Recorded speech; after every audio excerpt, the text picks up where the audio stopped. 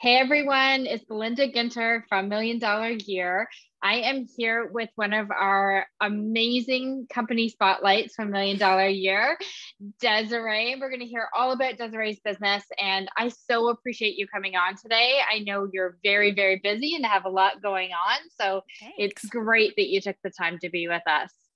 Yeah, it's a few days this week have been days where I've been doing just like a little bit of everything, which I honestly think is one of my favorite things about having my own business and working for Yeah, and myself entrepreneurism. Yeah. is being able to do. So I did everything from deliveries to inputting stock to doing an install at a downtown restaurant to coming back home to do this, and then I'm off again to make dirt. That's So it's incredible. a So little they're bit of probably everything. wondering what the heck you do with what you just described. So tell us Yeah. your full name and what your business is, and what you do for a living. Sure. So I'm Desiree Kretschmar and I own Plant Goals, which is a house plant shop. We specialize in house plants and house plant accessories. And that's kind of our shtick. And we opened first on Hunter Street in a tiny little space. Like I could put my hands out, touch both In Peterborough, walls. yeah. Yes, tiny little spot. And it just started to grow quicker than I had anticipated. So we signed a lease, we got our new space, we were about to move in, and bam, COVID. So we were Okay. only open 4 months Before before, COVID hit? yeah. Wow. And so I feel like I've just been sort of like head down, run forward. And it's worked out, you Tell know? me how you pivoted, because that's pretty, like, not only Yeah. did you just get into business, right? Like there's so many factors here where I'd love to hear about how you kept your mindset good, how you pivoted, and how you stayed okay during that time. Well, I mean, so many things I think like it sounds so cheesy to be like things happen for a reason, things happen, whatever. But the day that I picked up the keys for the first store, I severed the tendon in this finger. And so I No wasn't able to way. drive. So my partner, Rich, actually ended up quitting his job and like chauffeured me around, took me to the greenhouses, like did all of that part of it because I wasn't allowed to drive for almost 6 months. Wow. And getting into COVID, I would have just been on my own trying to figure out this pivot and to move into this new thing we were doing. Luckily, I had 10 years of online marketing experience behind me and building Okay. websites. So it was like lockdown one day, open our website online the next day, and go from there. Beautiful. So Okay. I lucked out having that sort of that background built in, because a Yeah. lot of people they held off on the websites for a really long time. And I was like, you got to do it now. It doesn't have to be perfect. It has to be done. Where This are you has to going to be earn any up. money? It Yeah. has to go. Mhm. And so that worked out for us. And Paul and the whole team at Ashburnham Realty were fantastic, helping us find some extra space here and there so that we could bring in more plants. Okay. And they've been like cheerleaders for us and I think all of their tenants the whole time. So it was great to be sort of under that umbrella. So Um, beautiful, because some didn't have that experience with landlords. So it's nice to yeah, hear that you had a great one that was able to work with you and exactly. problem solve, right? And I think that's essential when you are an entrepreneur and you do have lease space. One of the things people don't talk about is really interviewing for the right landlord, not just Yeah. taking anything, like really kind of talking to other tenants about their experiences, things like that. Find out their reputation in the city you're looking at to open in. I think Yeah. that is really underrated. And I think COVID put that on the forefront, but it should have been something we were all doing. And I can admit that there's times I probably didn't do my due diligence with finding out reputation first, and Yeah. I just get excited about a Well, you're space, to eager tell to you the get truth. started, right? You're like, Yeah. idea, go. And that's really how the plant store started. In that, Wow. like, I grew up in Peterborough. I remembered Okay. seeing that little space go through a bunch of different iterations on Hunter Street. And when I saw it come up for rent, I was like, but wouldn't that be a really cool plant store? And that's as much thought I put into it Wow. and signed the lease. And the whole team there was like, this would be a cool plant store, go. And I went for it. And that's we're here today. I love Um, it. So what do I'm you think actually sets you apart? what sets us apart? I mean, the business in general, I think we're the only ones doing strictly houseplants. Like we Okay. do houseplants, that's it. It's not a nursery. We're focused on houseplants. Yes. Okay. And so we really, really specialize in that part. And we all have our own stories. Like me and the staff have different stories about the plants in our home. Obviously, I'm like surrounded by them. So being able to relate that back and forth and have these like relationships with our customers about the stories they have about their houseplants and whether they're just getting into it or looking for something like a little harder to find. We just like have locked down that chunk niche that almost. we're working on. And then moving into bringing houseplants into the workplace. So that's another big sort of like behind the scenes thing we've been doing is offices. We did a restaurant today. We did some other little workspaces around town. And I honestly love doing that part so much because that's fun, right? That's, you it can changes be the creative. workspace. Yeah, totally. And I also pick hotels when I travel. One of the biggest things I look for is like, I prefer like a boutique hotel over like the large chain ones. Yeah. And one of the reasons why is because they do add plants and they do bring the outdoors indoor and make you feel a different way when you're traveling. It almost gives a homey feel. Yeah. So if I'm doing a lot of traveling, I do look for those boutique hotels who have people who bring in the plants and the outdoors, because you feel different around them. It changes it a lot. And I remember thinking like when I was a kid, my mom is a plant lady. I actually have a photo of my mom. I love it. And she's like younger than me now in this picture. And I keep it up here because it's like, this is clearly where I got it from.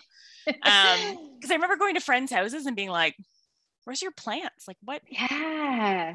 Why is your house so weird? Like, it's just a different vibe, right? Absolutely. Yeah. And I think it makes a house a home. So I love how you really focus on that. And I love how workspaces are changing and why people want to feel like I work from home even when I'm in a corporate setting, you know, and having some of those pleasantries. Well, and there's so many studies that they've done showing that, like, you know, people show up to work more. There's less absenteeism, there's less turnover, there's higher productivity, there's better workplace culture when you have these plants around. And if you're in a big booming office space and you add plants, you're getting rid of some of that echo. You're like, it just changes it. Like in the blink of an eye, as soon as you add plants, it just feels different.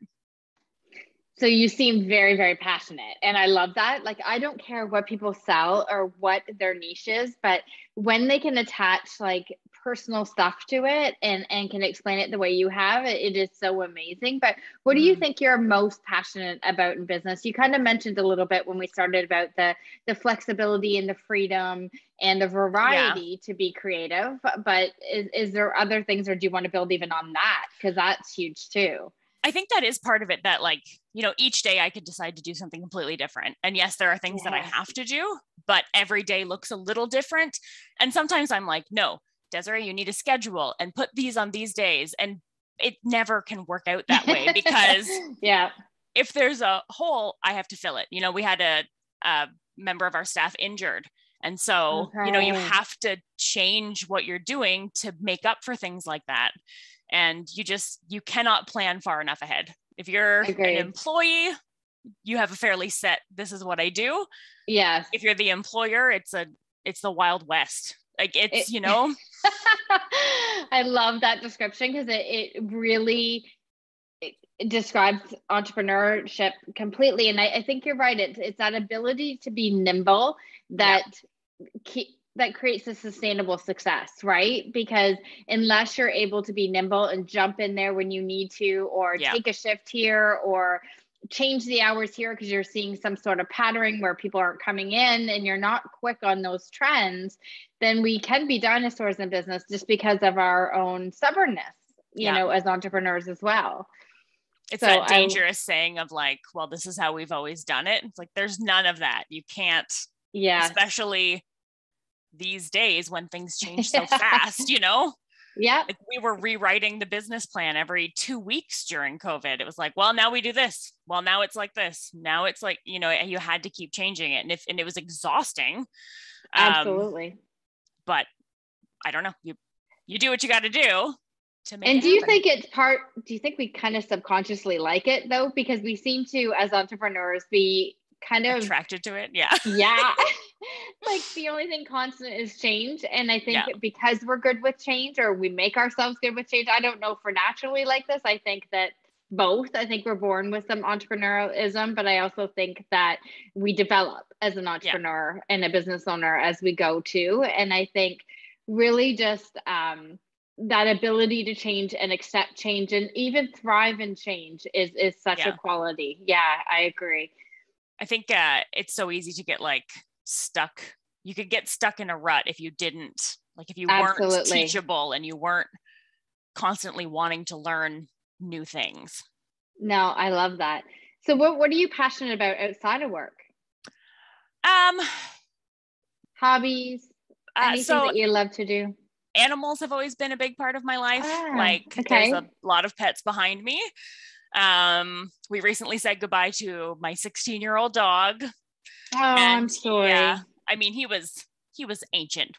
I can't say anything, bad He about. lived a He good lived. long He life. lived good. Okay. But I've always had pets and can't imagine the same as having plants. I can't imagine not having pets. And I've loved doing, volunteer work or doing fostering, or I would love to work with the Kawartha Wildlife. Nice. I don't know their full, the Kawartha Wildlife Yeah. Society. I love working just with nature and with animals. And my family is like, Rich has gotten into the pets more. Now that we've Okay. spent, Yes. over a decade together, it's It's part of like coming with you. yeah, If you're with me, this is it how come we with a bit of a roll, zoo. right?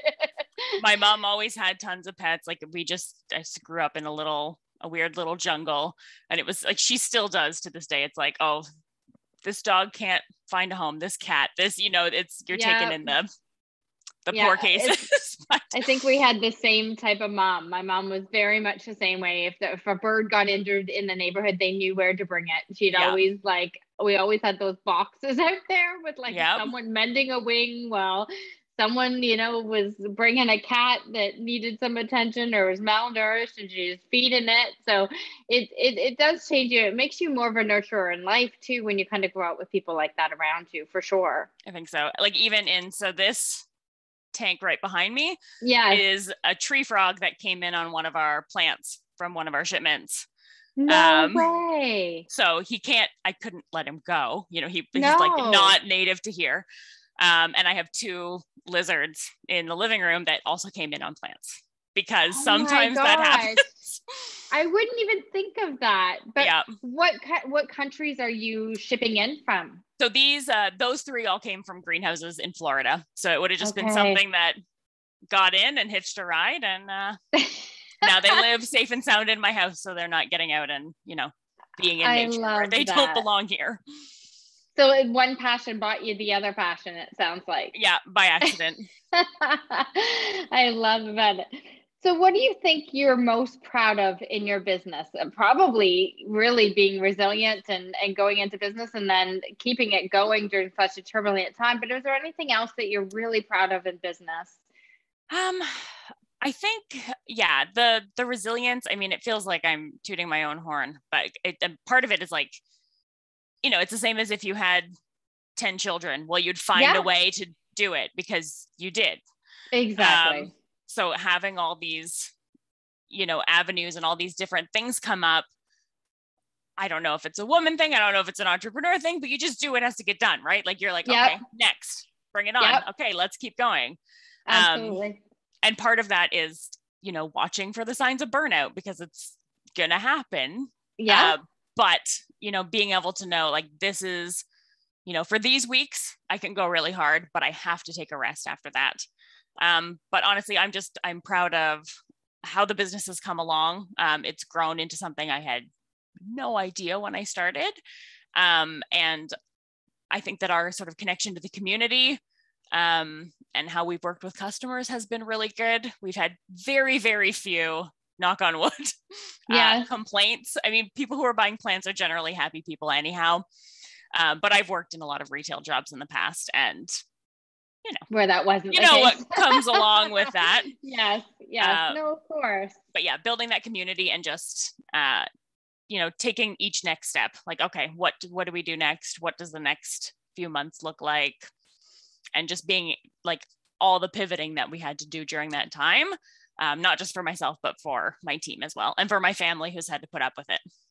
There you go, right? Because it's never just us. There's people that come along with us for the ride. And I love how you mentioned kind of the smart hustle. And that's how I kind of look at it. Like there's times where your business is going to need you more, and there's times when your family's going to need you more. And people always talk about this balance in life. And as an entrepreneur and a business owner, I haven't experienced it much, to be honest with you. It's more of a teeter-totter sort of vibe with entrepreneurship.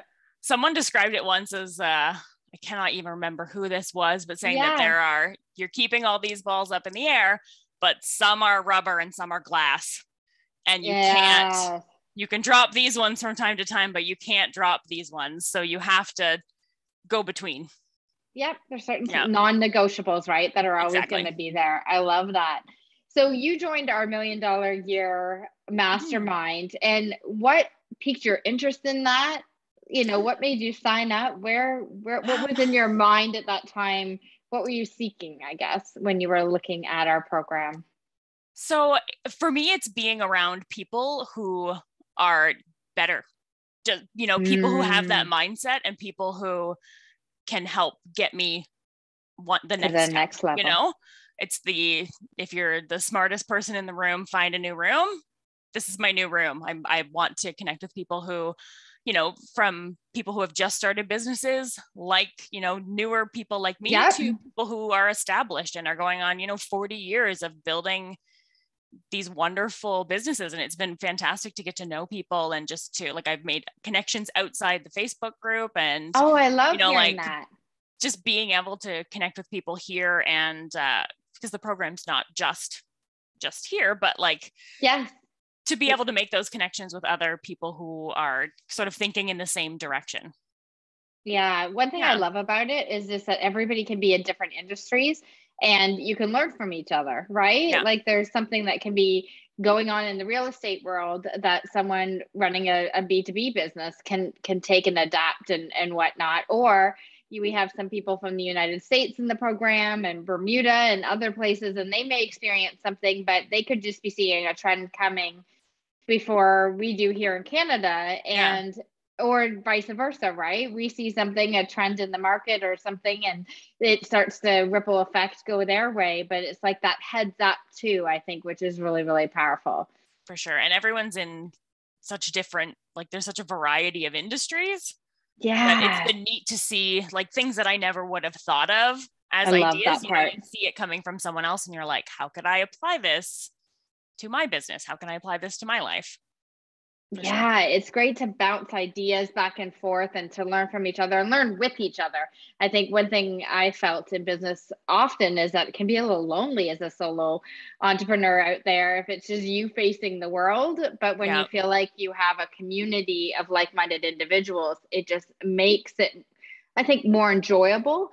But I think it also can almost prevent things from happening in your business before they even do, because you hear from different experiences, and then you react differently when they show up in your world. Yeah. Well, and then you have those moments where you're like, is it just me? Am I just dealing with this thing? Is it just? And so, I've connected with a lot of downtown business owners, and that, it's such a good group of people. I love it. And so we're constantly chatting. These are the people I talk to every single day, and Beautiful. We're always bouncing ideas off each other and collaborating, and looking for whatever the next thing is we're doing. I love it. Can you share a win that you've had with joining $1 Million Year? Something that maybe you didn't think of, that you applied, that you tried different, that kind of got you a business win? Yeah. So part of it is, maybe the biggest one is something that hasn't quite happened yet, but is something that I'm working towards. And that's that's incorporating within the next year.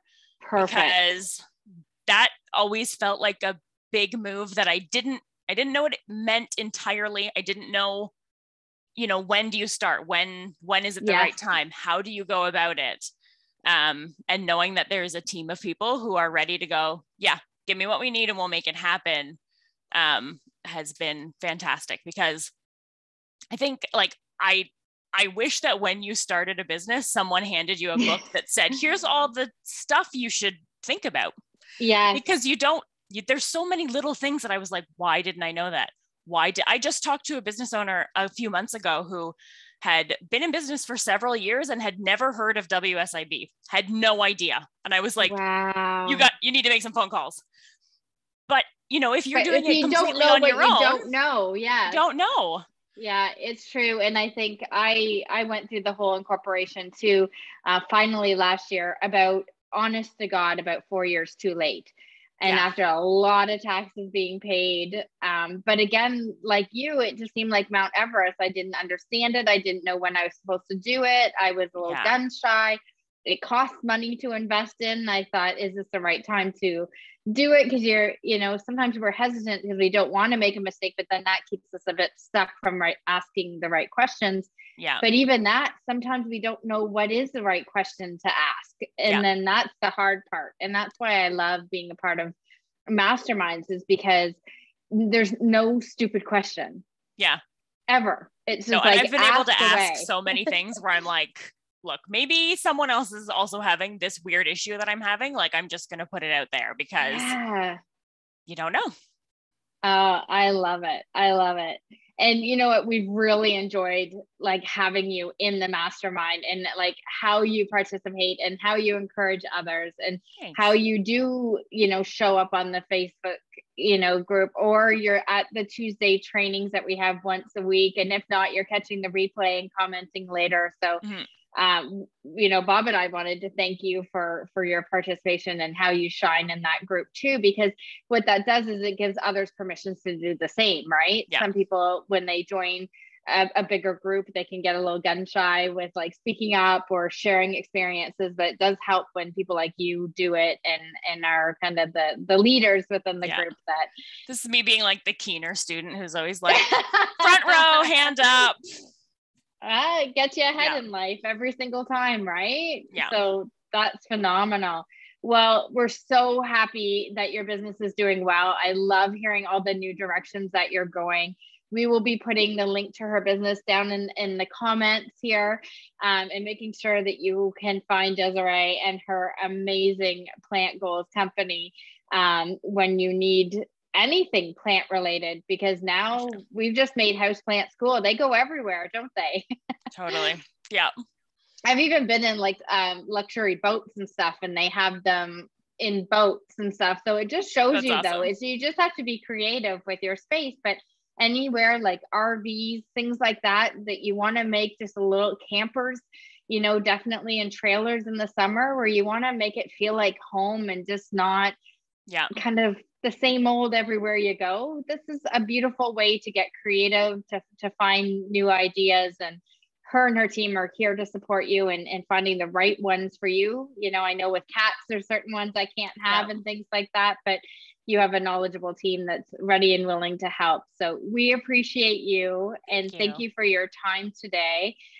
Any last thoughts that you would like to give before we sign off? Honestly, I don't know. It's been a pleasure to be inside the group, and I sent my invite to a friend who's going to join for the intensive training. Yes, good. Another downtown business owner, and she's excited to join in too. And I'm so glad that this group exists. And I think for a lot of people, it can be scary to invest in yourself and invest in something. But I have hands down gotten my value already. So and we're I just love it.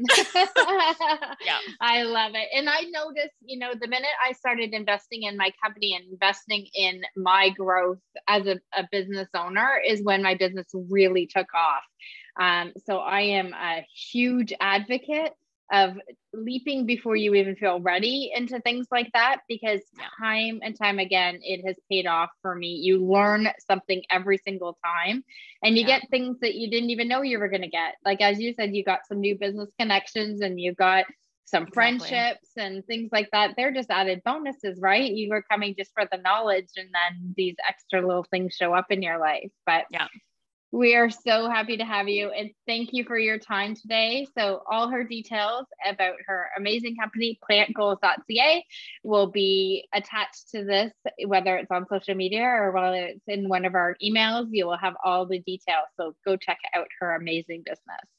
Thanks, guys. Thank you. Take care. Bye now.